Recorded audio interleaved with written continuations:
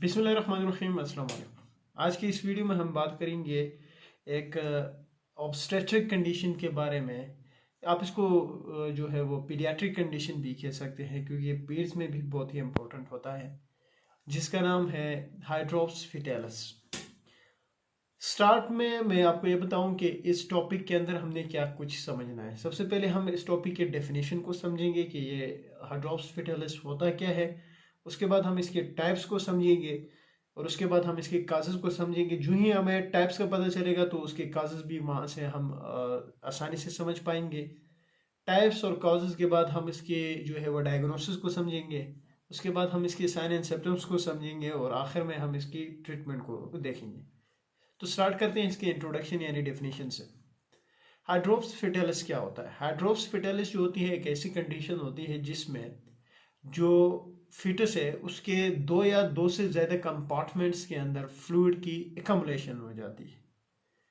मतलब ये हुआ कि accumulation of a fluid within 2 और more compartments of the foetus, यानी फीटस के दो या दो से ज़्यादा कंपार्टमेंट्स में जो है वो फ्लूइड की एकमुलेशन हो जाती है।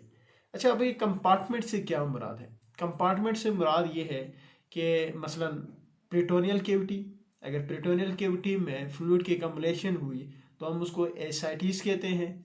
इसी तरह जो है वो प्रिकार्डियम, अगर प्रिकार्डियम में फ्लूइड की एकमुलेशन हो तो हम उसको प्रिकार्डियल एफ्यूजन कहते हैं। इसी तरह पेलूरा, पेलूरिया में अगर फ्लूइड की एकमुलेशन हो जाती है तो हम उसको पेलूरल एफ्यूजन कहते हैं। इसी तरह स्किन में फ्लूइड की एकमुलेशन हो जाए तो हम उसको स्किन एडिमा कहते हैं।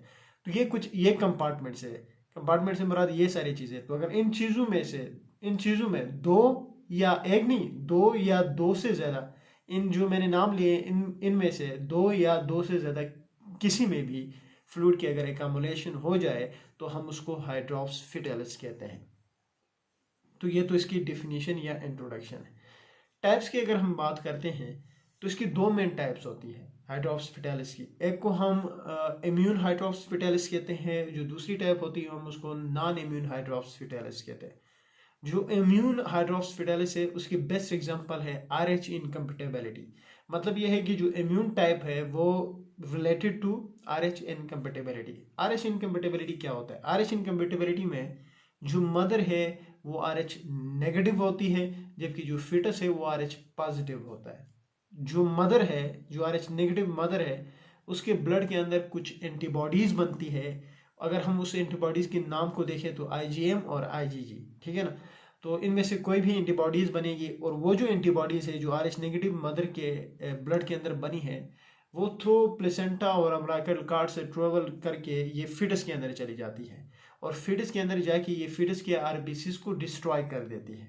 और जब RBCs डिस्ट्रॉय हो जाते हैं, जाहिर सी बात है जब RBC डिस्ट्रॉय हो जाएंगे फिटस के तो that will leads to anaemia, severe anaemia हो जाता है उससे। अच्छा, जब सीवियर एनीमिया हो जाता है तो that may leads to swelling. अच्छा, जब स्वेलिंग हो जाती है तो अगर हम हार्ट की बात करते हैं तो दैट स्वेलिंग काजेज कार्डियोमेगली या हार्ट फेलियर, तो that will leads to fetal heart failure हो जाता है। तो आसान अल्फाज में ये है ना कि जब भी RH नेगेटिव मदर की बात आ जाए तो it is associated with immune type of hydrops fetalis. वहाँ पे वही होगा कि RH नेगेटिव मदर के ब्लड में कुछ एंटीबॉडीज बनेंगे, वो एंटीबॉडीज प्लेसेंटा को के थ्रू ट्रेवल करके फीटस में जाएंगे, फीटस के RBC को डिस्ट्रॉय करेंगे और that will leads to severe anaemia हो जाएगा। यहाँ तक अपने कॉन्सेप्ट आपने क्लियर करने हैं। अच्छा, ये इम्यून टाइप है। नॉन इम्यून में क्या होता है कि नॉन इम्यून में किसी किस्म की कोई RH इनकम्पेटेबिलिटी का रोल नहीं होता। किसी किस्म का कोई ये नहीं है कि मदर RH नेगेटिव हो और वहाँ से फिर एंटीबॉडीज बने और वो एंटीबॉडीज ट्रेवल करके जो है वो फिटस में चले जाए, वहाँ पे RBC की डिस्ट्रक्शन करे। ऐसा नहीं होता। कोई RH इनकम्पेटेबिलिटी नहीं है, कोई RH नेगेटिव और पॉजिटिव का सीन नहीं है। इसमें भी RBC की डिस्ट्रक्शन होती है। अब ऐसा नहीं है कि RBC के बच्चे की जो RBC है उसकी डिस्ट्रक्शन ना हो, इसमें भी RBC की डिस्ट्रक्शन होती है, लेकिन उसका काज अलग होता है। वहाँ पे काज RH नेगेटिव था, यहाँ पे अगर हम काजेस को समझे तो वो है वायरल इन्फेक्शंस। जो RBC है फिटस की वो डिस्ट्रॉय हो रही है which is due to viral infection, ठीक है ना। वायरल इन्फेक्शंस में जो टॉर्च इन्फेक्शन है मोस्ट कॉमनली उस वजह से हो सकती है। इसी तरह कोई क्रोमोसोमल एबनॉर्मेलिटी है, रेयरली डाउन सिंड्रोम, उस वजह से भी हो सकती है। कोई जेनेटिक डिसऑर्डर हो, इस वजह से भी हो सकती है। इसी तरह कोई कार्डियक एनोमलीज है फिटस की, तो उस वजह से भी जो है वो डैमेज हो सकता है। इसी तरह कोई लंग डिफेक्ट है, उस वजह से भी जो आरबीसी है वो डैमेज हो सकती है। इसी तरह लिवर डिसऑर्डर है, मोस्ट कॉमनली हेपाटोमेगली है, तो उस वजह से भी वो फीटस की आरबीसी जो है वो डिस्ट्रॉय हो जाती है। तो ये जो है वो नॉन इम्यून टाइप की सारे जो थी वो डिटेल थी। काजेज की अगर हम बात करें तो यही सारे इसके काजेज हैं, मतलब सीवियर एनीमिया है, हेमोलाइटिक एनीमिया है, लंग डिफेक्ट है, कार्डियक डिफेक्ट है, लिवर डिजीज है, वायरल इन्फेक्शन है, क्रोमोसोमल एबनॉर्मेलिटी, जो भी मैंने सारे बता दिए, ये सारे इसके काजेज में आ जाते हैं। तो काज टाइप्स को अगर आप अच्छी तरह समझ सके तो जो उसके बाद जो फिर आपके काजेज है वो आपको आसानी से समझ आएंगे। अच्छा, काजेज टाइप्स इंट्रोडक्शन के बाद आती है इसकी डायग्नोसिस, कि हम हाइड्रोप्स फिटालिस की डायग्नोसिस को कैसे बनाते हैं। हाइड्रोप्स फिटालिस की जो डायग्नोसिस है वो अल्ट्रासाउंड, देखें अल्ट्रासाउंड से पहले अगर हम बात करें तो हम सीबीसी करते हैं। सीबीसी से हमें पता चलता है कि इसकी जो एचबी है वो कम है, क्योंकि इस कंडीशन में पेशेंट, क्योंकि मैंने कहा कि आरबीसी डिस्ट्रॉय हो रही है, सीवियर एनीमिया हो रहा है, तो जाहिर सी बात है आरबीसी का काउंट यानी एचबी का काउंट कम होगा। तो सीबीसी करते हैं हम बेसलाइन में, इसी तरह अल्ट्रासाउंड करते हैं, और अल्ट्रासाउंड की जो फाइंडिंग होती है जो हाइड्रोप्स फिटालिस में, ये वाइवास में पूछा जाता है कि अल्ट्रासाउंड फाइंडिंग क्या है हाइड्रोप्स फिटालिस में। तो अल्ट्रासाउंड फाइंडिंग ये है कि वहाँ पे एबनॉर्मल अमाउंट में फ्लूइड की एकमुलेशन हो जाती है, ठीक है। तो ये इसकी अल्ट्रासाउंड फाइंडिंग है। अल्ट्रासाउंड फाइंडिंग के साथ साथ हम फिटल ब्लड सैंपलिंग भी करते हैं। ये कुछ एक इसकी इन्वेस्टिगेशन है। उसके बाद आती है इसकी ट्रीटमेंट ऑप्शंस पे, कि क्या क्या इसकी ट्रीटमेंट हम करते हैं। देखिए, एक बात मैं ट्रीटमेंट से पहले ये बात आपको बता दूं कि इस कंडीशन में यानी हाइड्रोप्स फिटालिस में ये बहुत ही कम पॉसिबल है कि जो बच्चा जो है उसके जो है वो जिंदा वो पैदा हो जाए, उसकी डिलीवरी जो है वो नॉर्मल यानी ठीक डिलीवरी हो जाए। मतलब ये है कि जिंदा बच्चा जो है वो पैदा हो जाए, बहुत ही कम होता है, रेयरली केसेस में जिंदा बच्चे पैदा होते हैं, लेकिन मोस्टली बच्चे की जो है वो इंट्रायूटेराइन डेथ ही हो जाती है। ये एक इंपॉर्टेंट पॉइंट था जो मुझसे मिस हुआ था, तो आपने इसको जो है वो पॉइंट आउट करना है। अच्छा, इसी तरह हम ट्रीटमेंट की बात कर रहे थे, तो ट्रीटमेंट की अगर हम बात करें तो बहुत सारी ट्रीटमेंट है। अगर पेशेंट जो है, फीमेल जो है, जो वुमेन है, वो टर्म पे नहीं है, उससे पहले ये सारा मामला अमूमन टर्म पे नहीं होती, तो हमारा सबसे पहला एम ये होता है कि हम पेशेंट को जो है वो टर्म तक लेके जाए, और टर्म तक लेके जाने के लिए हमें कुछ ना कुछ तो मैनेजमेंट करनी होगी।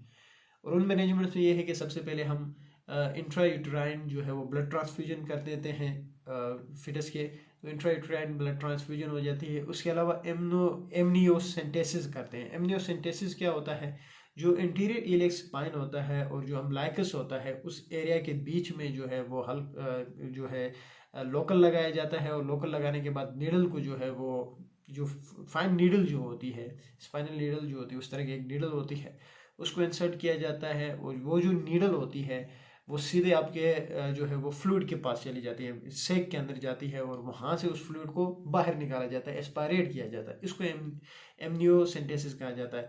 एमनियोटिक फ्लूइड को रिमूव करना, जो एबनॉर्मल अमाउंट में एमनियोटिक फ्लूइड की कम्युलेशन हुई है उसको बाहर निकालना, इसको एमनियोसेंटेसिस कहते हैं।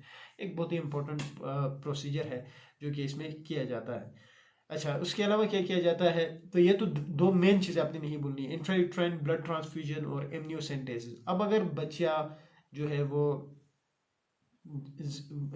डिलीवरी हो गई और बच्चा ठीक है, मतलब आपको लगता है कि बच्चा जिंदा है, तो सबसे पहले काम क्या किया जाता है कि बच्चे को NICU जो है वो शिफ्ट किया जाता है, मतलब neonatal intensive care unit जो होता है वहाँ पे शिफ्ट किया जाता है। क्यों किया जाता है?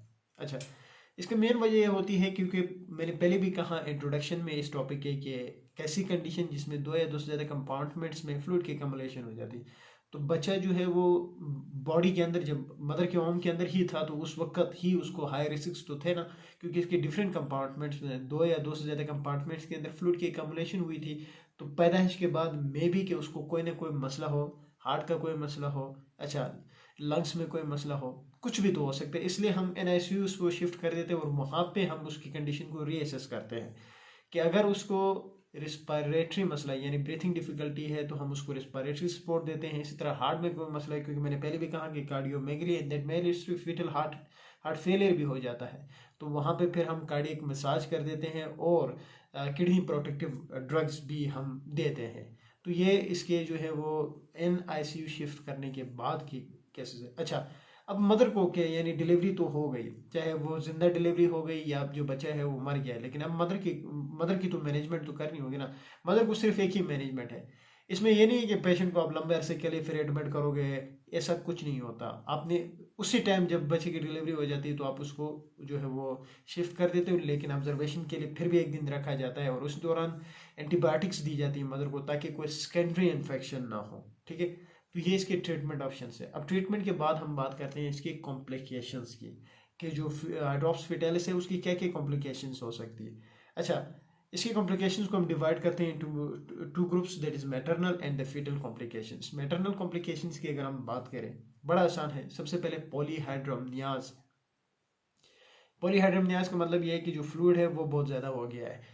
ओलिगोहाइड्रोमनियाज है, ये भी इसकी दूसरी कॉम्प्लिकेशन है। मतलब ये है कि फ्लूइड कम हुआ है, पहले ज़्यादा अब कम की बात होगी। इस तरह स्पॉन्टेनियस एबॉर्शन हो जाता है, खुद ब खुद एबॉर्शन हो जाता है। इसी तरह जो लिवर है वो इनलार्ज हो जाता है, ये भी इसकी एक कॉम्प्लिकेशन है। Intrauterine death, most common complication. अगर हम कोई आपसे पूछे या एमसीक्यूज आता है या ऑस्की में एक क्वेश्चन होता है कि most common complication of hydrops fetalis, तो इंट्रायूटेराइन डेथ। मैंने पहले भी कहा कि रेयरली बच्चा जिंदा पैदा होगा, मोस्टली डेथ हो जाती बच्चे की। तो ये कुछ एक मैटरनल कॉम्प्लिकेशन है। फिटल कॉम्प्लिकेशन उस वक्त आपको दिखेंगे जब बच्चा आपको जिंदा पैदा हुआ है, यानी आपको जो बच्चा है वो जिंदा मिला है। तो जब बच्चा जिंदा है तो उसमें जो कॉम्प्लिकेशंस है वो फिटल डिस्ट्रेस हो सकता है, क्योंकि लंग्स के अंदर फ्लूइड भरा हुआ है, प्लूरल एफ्यूजन हुई है, तो उस वजह से। इसी तरह फिटल हार्ट फेलियर हो सकता है, उसकी वजह भी आपको पता है कि कार्डियक में कोई मसला है। इसी तरह ब्रेन में फ्लूइड की कम्युलेशन हो जाती है, that we called is hydrocephalus, उसको हम बोलते हैं। ये मैं पहले बताना भूल गया था, एक कंपार्टमेंट ये भी है कि ब्रेन में फ्लूइड की कम्युलेशन हो जाए, दैट इज हाइड्रोसेफेलस। तो वो भी ब्रेन डैमेज भी जो है वो एक फिटल कॉम्प्लिकेशन हो सकती है। तो ये सारे इसकी कॉम्प्लिकेशंस थी। तो इस टॉपिक के अंदर हमने क्या कुछ कवर किया, हमने इसकी डेफिनेशन देखी, हमने इसके टाइप्स देखे, हमने इसके काजेस की बात की, हमने इसकी डायग्नोसिस की बात की, हमने इसकी ट्रीटमेंट की बात की, हमने इसकी कॉम्प्लिकेशंस की बात की, और एक चीज़ मुझसे मिस हो गई, दैट इज इसके clinical features, sign and symptoms की अगर बात करते हैं तो यही है कि जब बच्चा पैदा हुआ है, चाहे वो मरा है या जिंदा है, तो सबसे पहली चीज़ आप पेशेंट को देख के ही, बच्चे को देख के ही पता चल जाएगा कि पेलर है, इट इज़ पेलर। मतलब ये है कि पेशेंट आपको पेलर मिलेगा।